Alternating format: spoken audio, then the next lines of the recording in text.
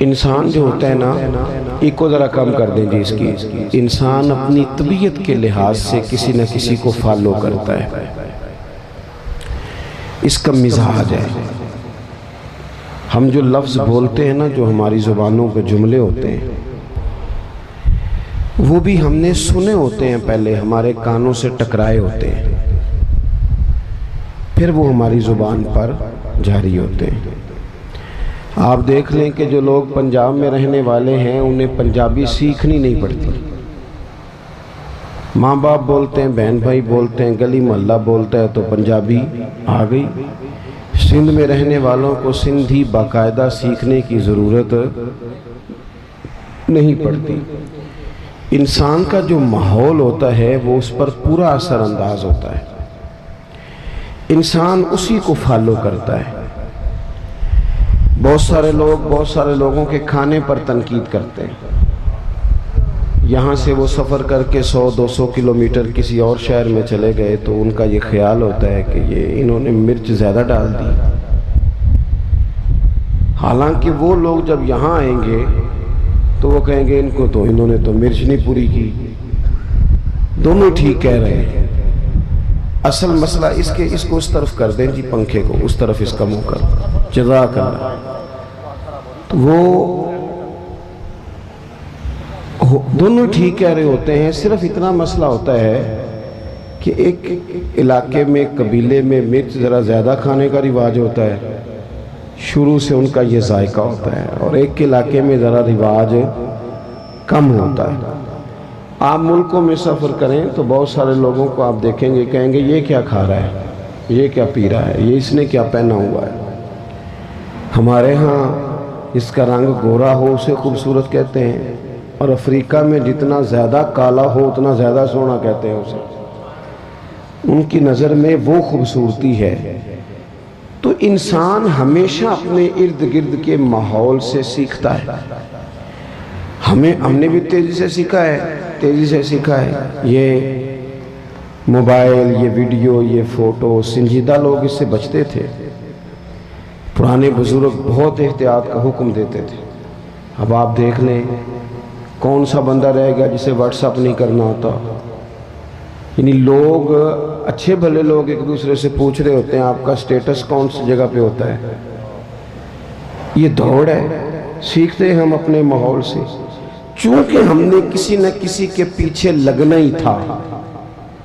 بندہ بغیر پیروی کے گزارا کر نہیں سکتا، اس نے پیروی کرنی تھی تو رب نے آسانی کر دی، فرمایا ادھر ادھر نہ جانا، لَقَدْ كَانَ لَكُمْ فِي رَسُولِ اللَّهِ أُسْوَةٌ حَسَنَةٌ، فرمایا ادھر ادھر کیوں بھاگتے ہو، میرے نبی کی پیروی کرو، تمہارے لیے بہترین نمونہ ہے، تمہارے لیے بہترین نمونہ ہے۔ جب ہم کسی کی پیروی کرتے ہیں نا، عام کسی شخص کے پیچھے چلتے ہیں تو کبھی کبھی طبیعت تھک بھی جاتی ہے، کبھی کبھی اس شخص کے بارے میں ذہنوں میں سوال بھی ابھرتے ہیں، حاشیہ خیال پر کبھی کبھی وسوسے بھی جنم لیتے ہیں۔ جب ہم کسی عام آدمی کے پیچھے چلتے ہیں تو کئی دفعہ بہت سارے چیزوں کی وضاحت چاہتے ہیں، یہ آپ نے کیا تو حکمت بتائیے۔ میرے رسول پاک علیہ السلام کی وہ ذات گرامی ہے کہ جو محبوب کے پیچھے چلتا گیا ہے، چلتا ہی گیا ہے، چلتا ہی گیا ہے، دن گزرتے گئے ہیں تو محبتوں میں اضافہ ہوتا گیا ہے، پیار بڑھتا گیا۔ جو زیادہ قریب رہنے والے تھے نا، ہمارے ہاں زیادہ قریب رہنے والے کئی دفعہ زیادہ مؤدب نہیں ہوتے، لیکن سب سے زیادہ قریب حضرت صدیق اکبر رہتے تھے، اور سب سے بڑھ کر ادب بھی وہی کرتے تھے رضی اللہ تعالی عنہ۔ پھر یہ ہوتا ہے کہ جب آپ کسی عام آدمی کی پیروی کرتے ہیں، میں نے گزارش کی تھی مائک والے دوست سے کہ ان کو کم کر دیں اگر آسانی ہو تو، جب ہم کسی عام آدمی کی پیروی کرتے ہیں تو کبھی کبھی ہمیں افسوس بھی کرنا پڑتا ہے۔ بہت سارے لوگوں نے بہت سارے لوگوں کے ساتھ اپنا تعلق بنایا، لیکن کچھ عرصے کے بعد انہیں محسوس ہوا کہ اوہو فلانی جگہ پہ تو معاملہ اور تھا۔ خیر ہمارے ملک میں یہ کوئی پریشانی نہیں، یہاں خیر ہے، یہاں لوگ پہلے 5 سال ڈھٹائی سے ٹی وی پہ بیٹھ کے ایک سیاسی جماعت کا دفاع کرتے ہیں، اگلے 5 سال دوسری کا شروع کر دیتے ہیں، اور ڈھٹائی کے ساتھ، دلیری کے ساتھ۔ آپ ان سے کہیں کہ آپ پہلے تو وہاں تھے، تو کہتے ہیں اس وقت بھی میں ٹھیک ہی تھا، آج بھی میں ٹھیک ہوں۔ ایسا ظلم ہے۔ اور عوام بیچاری، زیادتی بیسیکلی ان لوگوں کی ہوتی ہے جو جذباتی ووٹر سپورٹر ہو جاتے ہیں۔ آپ کو پتہ ہے اس وقت قوم کی حالت کیا ہے؟ اس وقت غریب آدمی جو ہے نا بیچارہ، اس کے لیے 2 وقت کی روٹی اور ضروریات زندگی مشکل کر دی گئی ہیں، اور ہر بندہ دکھ سنا نہیں سکتا۔ کچھ لوگوں کی طبیعت ایسی نہیں ہوتی کہ وہ روئیں۔ امیر لوگ جو ہوتے ہیں ان کو تو مہنگائی فائدہ دیتی ہے، جو کاروباری وہ تو چیزیں سنگل لی تھی وہ ڈبل ہو گئیں، ان کا تو ڈبل ریٹ لگ گیا، لیکن غریب کی مزدوری میں اضافہ نہیں ہوتا، حالات بگڑتے ہیں۔ لیکن ہمارا حال یہ ہے کہ ہماری کاریں اللہ نے دی تھی اپنے فضل سے، لیکن وہ کار، وہ کوٹھی، وہ بنگلہ، وہ ڈیرا، وہ کار کبھی کسی غریب کو ہسپتال لے جانے کے کام تو نہیں آتی، لیکن کوئی سیاسی جلسہ ہو تو پھر وہ نکل آتی ہے باہر، پھر اس پجاروں پہ جھنڈا لگ جاتا ہے۔ یاد رکھنا، صحیح حدیث میں موجود ہے، نبی پاک علیہ السلام نے فرمایا ہے، اللہ قیامت کے دن تم سے یہ بھی پوچھے گا مال کمایا کہاں سے تھا، اور تم مالک نہیں ہو اس کے، تمہیں امانتاً دیا گیا ہے۔ تم مالک ہوتے پھر تمہیں حساب دینا پڑتا، تم مالک نہیں، امانت ہے، اللہ کی نعمتیں تمہارے پاس۔ ثم لتسألن یومئذ عن النعیم، ایک ایک نعمت کے بارے میں تم سے پوچھا جائے گا۔ تو حضور فرمانے لگے یہ بھی پوچھا جائے گا کمایا کہاں سے تھا، اور یہ بھی پوچھا جائے گا کہ لگایا کہاں تھا، تم نے حساب دینا ہے۔ یہ جو میں نے فلانے چودھری کے سپورٹر بن کے فلاں کر کے دفتر بنا کے مال لگایا، تو اللہ نے پوچھنا ہے کہ غریب تو ترستے رہے، ایک ایک سرکاری بیڈ پہ 3 لوگ لیٹے رہے، یہاں تو رات کو مائیں اپنے بچوں کو کہانیاں سناتی رہیں کہ بیٹا 6 کو مہینے مشکل ہے تمہارے باپ کے۔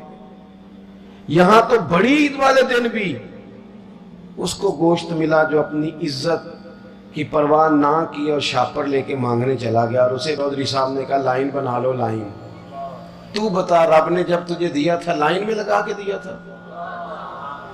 لائن میں لگ کے تو نے لیا آج تو۔ اور پھر ایسی زیادتی ظلم کی بات ہے، توتے کے بھی لے گیا تھا 4 بوٹیاں پھر آ گئے۔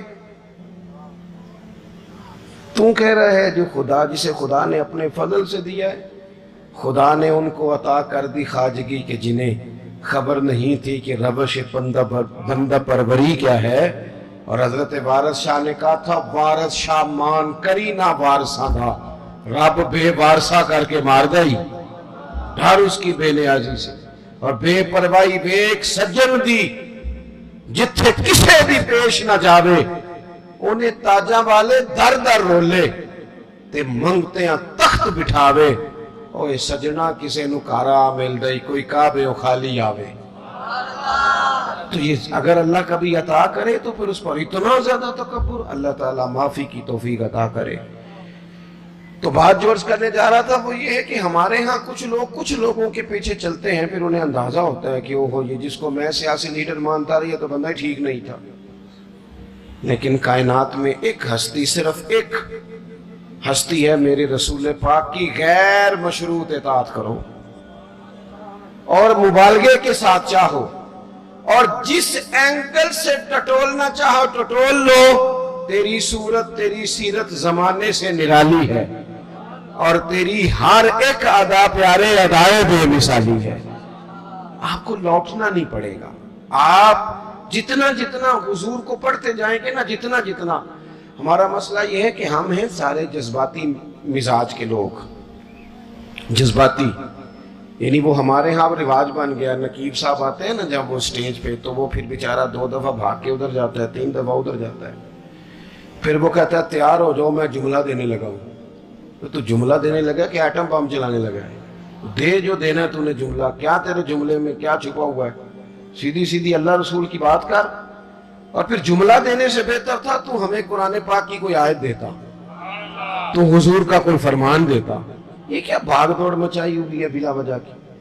اور جناب وہ نعت خاں صاحب ہیں تو وہ بھی کہتے ہیں کہ جب تک سارے نانا سبحان اللہ کہیں اور جب تک پچھلے بھی نہ زور لگائیں اور جب تک شمال جنوب والے نہ بول پڑے مجھے ذائقہ نہیں آتا. بھئی تو نے تو 40,000 لیا, یہ تو مفت آئے ہیں سارے, تو زور لگا جس نے مال لیا ہے, اللہ تعالیٰ سمجھ عطا کرے. تو ہمارے ہاں یہ ہے جذباتی چیزیں.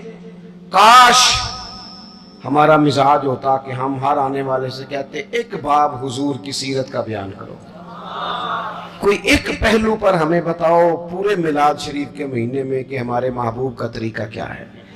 ہماری طبیعت ہوتی کہ ہر جمعے میں اگر ہم شوق پیدا کر لیں نا جمعے میں وقت پہ جائیں, تو میری طرح کا نکمہ مولوی بھی ہو تو وہ تیاری کرنے لگ جائے گا, لیکن ہم جاتے ہی نہیں. ہم تو آخری 10 منٹ میں جائیں گے تو وہ بھی 10 منٹ کی تیاری کرے گا, پہلے دیواروں کو سنانا ہے اس نے.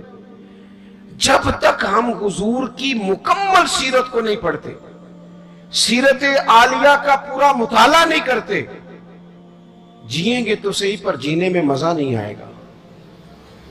جن لوگوں نے مکمل پڑھ لیا تھا نا, محبوب کو دیکھ لیا تھا, سمجھ لی تھی چیزیں, اپنی فہم میں اتار لی تھی, ان کو پھر لطف آیا, جینے کا بھی مزہ آیا اور دنیا سے جانے کا بھی مزہ آیا.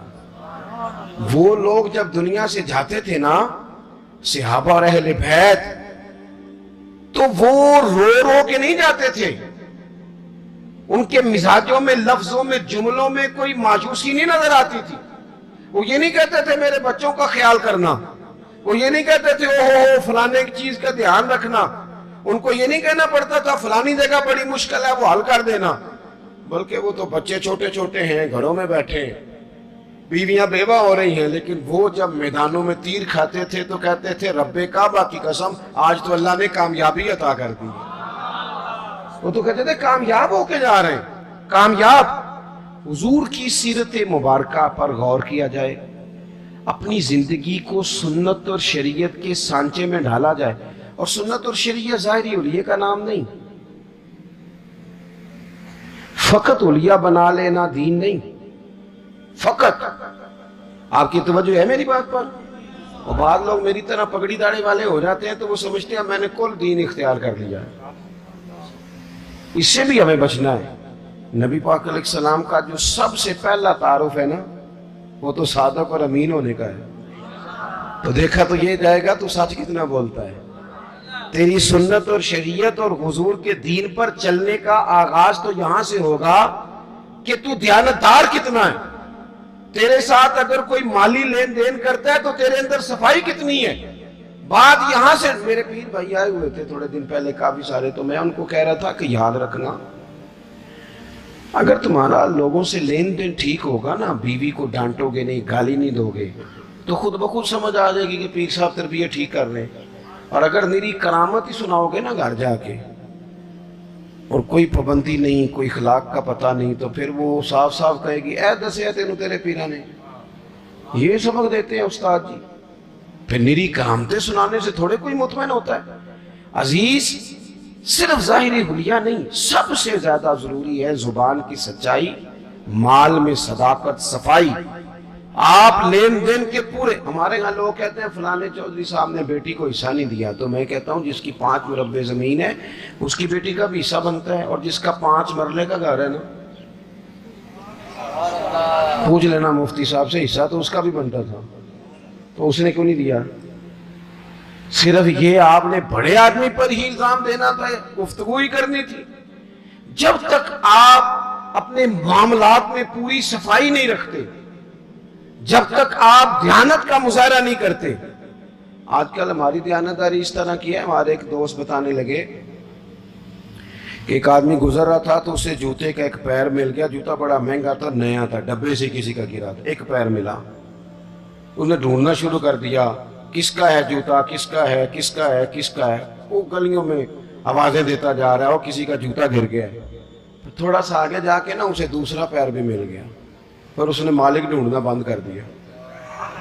اس نے کہا ٹھیک ہے اب ضرورت نہیں.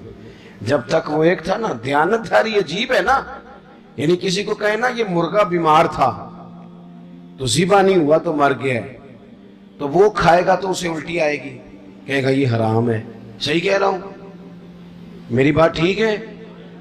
وہ مرغا جو 500 کا ہے وہ حرام موت مرا ذبح نہیں ہوا تو وہ کسی کو کھلائیں تو الٹی آتی ہے، بھئی اس پہ الٹی آتی ہے تو 50,000 حرام کا ہو تو اس پہ الٹی کیوں نہیں آتی؟ 50 کروڑ حرام کا تو اس پہ الٹی کیوں نہیں آتی؟ یہ کیا بات ہوئی کہ اگر تھوڑی چیز ہے تو معاملہ اور ہے، بڑی ہو جائے تو؟ مجھ سے ایک دفعہ ایک صاحب نے پوچھا، انہوں نے کہا کہ عیسائی کے ساتھ روٹی کھانی جائز ہے؟ میں نے کہا یہ مسئلہ غریب عیسائیوں کے بارے میں پوچھتے ہو، اس کے ساتھ بھی ناجائز ہے، لیکن عیسائی اگر امریکہ کا صدر ہو تو اس کے ساتھ بھی ناجائز ہے۔ اگر آپ نے اس لیے کہ وہ مشرک ہے، ناپاک ہے، نجس ہے، اس سے آپ نے پرہیز کرنی ہے تو پھر اس وقت بھی مسئلے پوچھا کرو جب وزیر اعظم اس میں دعوت ہوتی ہے اور کئی مشیر مولوی بھی بیٹھے ہوتے ہیں بیچ میں، کئی منسٹر مولوی، اس وقت کبھی نہیں کسی نے مسئلہ پوچھا؟ کیا دین کا فتویٰ اس لیے ہے کہ غریب ہو تو فتویٰ اور ہے، امیر ہو تو مسئلہ اور ہے؟ تو اسوہ نور نبی پاک صلی اللہ علیہ وسلم کا یہ ہے، حضور کا اسوہ حسنہ یہ ہے کہ معاملات میں صفائی ہو، صداقت ہو، دیانت۔ آپ دیکھیں حضور کی سیرت کا حسن یہ ہے کہ ہجرت کی رات عرب کے لوگوں نے یہ طے کیا تھا کہ معاذ اللہ حضور کو شہید کرنا ہے، اور بڑے تیز تھے، عقل اللہ سب کو دیتا ہے لیکن بعض لوگ اپنی عقل سے منفی کام لیتے ہیں اور بعض مثبت لے لیتے ہیں۔ انہوں نے حضور کے کاشانہ نور کا گھیرا کیا تو عقل اس طرح لڑائی، کہنے لگے کہ ہر قبیلے کا ایک بندہ لیں، اس کو تلوار دیں، ہر قبیلے کا، سارے قبیلے مل کے جب حملہ کریں گے تو معاذ اللہ اگر حضور کو شہید کرنے میں کامیاب ہو جاتے ہیں تو پھر کسی ایک قبیلے پر الزام نہیں آئے گا۔ میری بات کی سمجھ آ رہی ہے آپ کو؟ اور اگر بنو ہاشم بدلہ بھی لینا چاہیں گے تو پھر وہ ایک قبیلے سے ٹکر لیں گے، دو سے لیں گے، سب سے کیسے لیں گے؟ اس طریقے کے ساتھ انہوں نے حضور کے کاشانہ نور کا گھر کا محاصرہ کیا۔ اب یہ جو محاصرہ کرنے والے تھے نا، یہ تو شہید کرنے آئے تھے۔ اللہ کرے آپ زیادہ توجہ کریں میری بات پر۔ ایک دعا میں نے کرنی ہے، آپ نے آمین کہنا ہے۔ اللہ کرے یہ موبائل کی کال ذرا مہنگی ہو جائے، ہر شے مہنگی ہے، یہ سستی کر دیئے۔ مجھے بہت سارے دوست کہتے ہیں آپ سے رابطہ کرنا ہوتا ہے تو نمبر کیوں نہیں ملتا؟ میں نے کہا اس لیے نہیں ملتا کہ اب تو لوگوں نے موبائل پکڑی ہاتھ میں لیا ہے، تو ایک منٹ کے اندر جب آپ کو 20 فون سننے پڑیں گے تو اور تو کوئی کام ہی نہیں کر سکیں گے آپ، کیونکہ اب تو موبائل جیب میں جاتا ہی نہیں، جب پکڑی ہاتھ میں لیا ہے تو پھر وہ نمبر بھی فٹافٹ ہی مل جاتا ہے، گنجائش ہی کوئی نہیں۔ اس لیے تھوڑا سا یہ اس کو دماغ پہ نہ سوار کریں، تھوڑا سا پیچھے کریں، کوئی چیزیں روحانی زندگی میں دخل اندازی دینے لگ جاتی ہیں۔ اگر یہ ذہن پہ سوار ہو گیا، یہ مزے سے نماز نہیں پڑھنے دے گا، یہ مزے سے تلاوت نہیں کرنے دے گا، یہ سوار رہے گا۔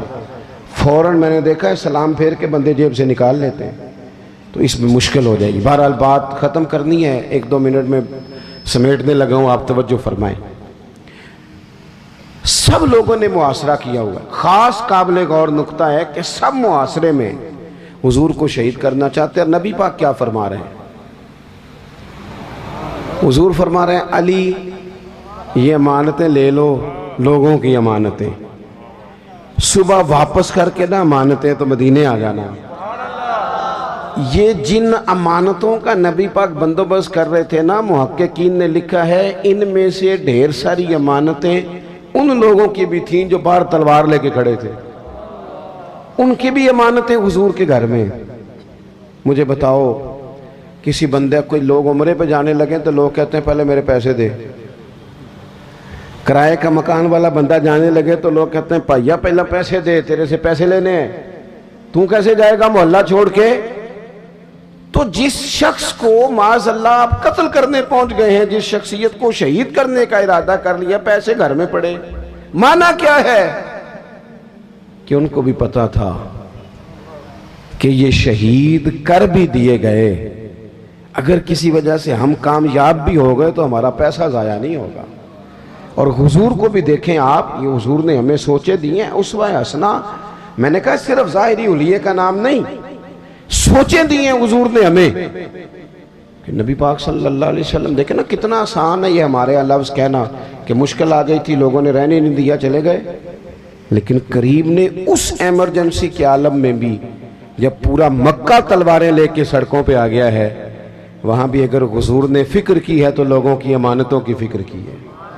اور قربان جائیں، مولا علی سے بھی جب کسی نے پوچھا کبھی مزے سے بھی سوئے، کہ ہجرت کی رات ہی مزے سے سویا تھا، تو کہا جناب وہ تو خطرہ تھا، اگر وہ پردہ نہ اٹھاتے اور آپ پر اسی طرح حملہ کر دیتے تو حضرت علی کہنے لگے ایسے ہی کر دیتے، ساڑھے نبی دی زبان ساڑھے واسطے قرآن۔ حضور نے فرمایا تھا علی سو جا، سویرے امانتیں دے کے مدینے آ جانا۔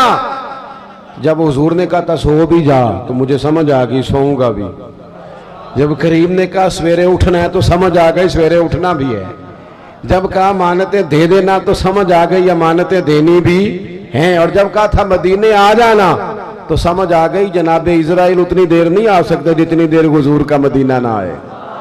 جنوں ویکھ کے ٹھر دیاں آکھیاں نے تو جنوں ویکھ کے ٹھر دا سینہ ہے، ربا تیری ساری خدائی چیک کی تے شہر مدینہ ہے، اور رب بھی جانے سونے محبوبہ تیرے شہر دیاں بھی کی لذتاں نے۔